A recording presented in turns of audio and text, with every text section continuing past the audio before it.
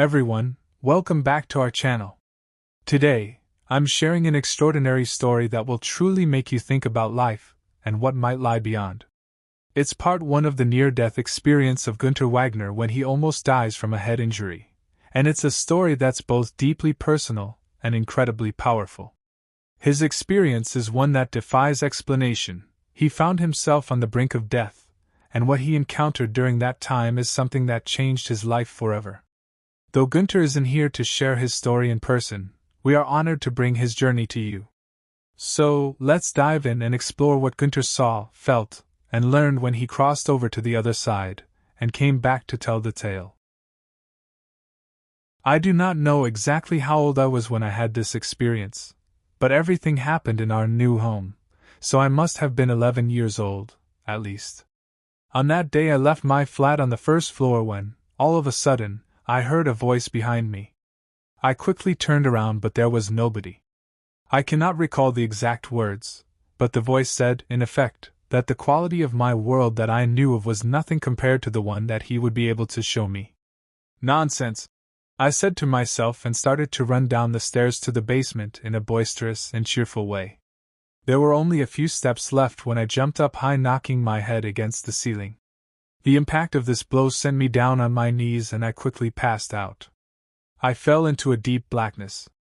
I remember going through a kind of black hose. At the end of it, I felt being drawn back by a mysterious force, but I resisted because I did not want to go back through that black hose again. I went forward and suddenly I found myself in a gray space. I did not know where I was, and looking around, I saw in some distance someone slowly coming towards me. Actually, I did not see this figure at all because there was nothing to look at. However, I sensed the gray figure being there. I definitely knew that there was someone. I said, "I have lost my way. Could you please show me the right way back?" The next thing I knew was that I was lying on the basement floor. I heard this extremely uncomfortable ringing noise, which gradually became more and more intense. Then the noise stopped, and all of a sudden, I realized that a white, gauze-like material was very slowly oozing out of my head. It took on the shape of a very long stocking and floated at a slight angle right above me. I became very embarrassed, because I did not want to be seen by anyone with this material coming out of me. Meanwhile, more of this gauze-like material was collecting itself under the ceiling, and I could not do anything to stop it. I did not feel any pain whatsoever in this process. Suddenly it dawned on me that I was out of my body. It must have happened the moment this oozing stopped. I saw a body lying on the floor, which could only belong to me. I was shivering and I quickly wanted to return to my body and its warmth when I heard someone say, "Stop! Before going back, see what it is like outside." However, I did not pay any attention to the voice. Although I could not see any physical body but my own, this voice was quite near. Then I heard it again. This time it was begging me very earnestly. "Please do not go back, I beseech you. Why do you not want to discover your new faculties first? You may still go back if you do not like them." I hesitated. After all, this voice was right. Why shouldn't I give it a try? On that the voice said quickly, "Test your mind. If you do, you will discover that you can think in a way you have never experienced before." The voice was right again. I could think very lucidly indeed, and I was able to understand very quickly with a directness that did not leave a trace of doubt. Then I heard the voice again. "If you are willing to stay outside of your body, you will make a wonderful journey, and you will see many interesting things. However, you must decide quickly. So hurry up." Eventually I began to consider the whole situation.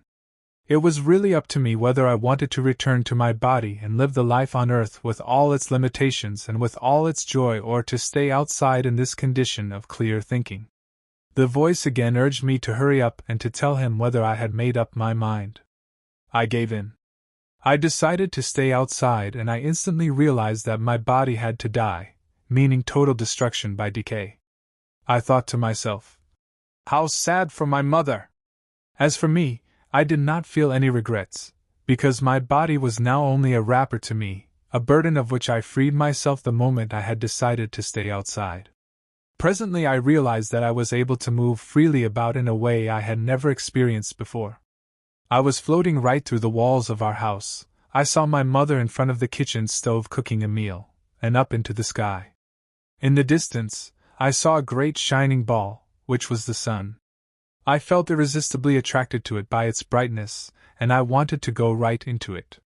No sooner had I thought this when I hit something that catapulted me far out into blackness.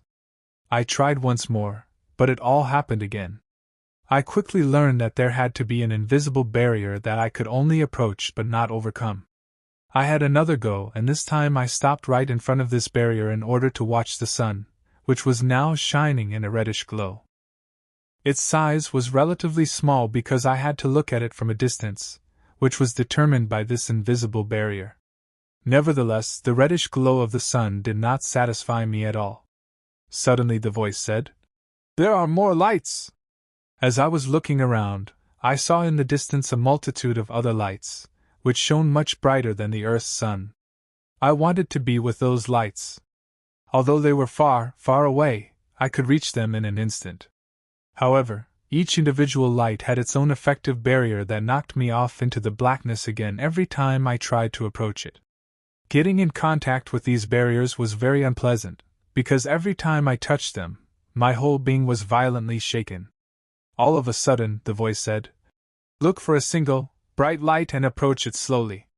I chose an individual light whose brightness was much greater than all the other lights around it, and I approached it very carefully. I saw a huge ball burning incredibly bright. The voice told me that it was one of the many stars that I was able to see from the earth. I was watching this ball for quite a long time until I could not look at it any longer. Therefore, I withdrew into the blackness again. I began to consider my situation. I could not stay in that blackness forever. There must be a way out. I looked around and I saw another cluster of stars that was strangely twisted. I wanted to go there, but I heard the voice say, "They are all alike. Go up!" I did not know where up was, but tried all the same, with success, because I saw very far away, over the blackness, a shimmering line. I wanted to go there in spite of that incredibly long distance, but I only wanted to go to the edge of this line, because I did not know whether it had a barrier or not. I covered the distance instantly. This time there was no barrier that would repel me. The light came from another world. While our world is black with lights in it, this other world is bright. However, I could not enter this world.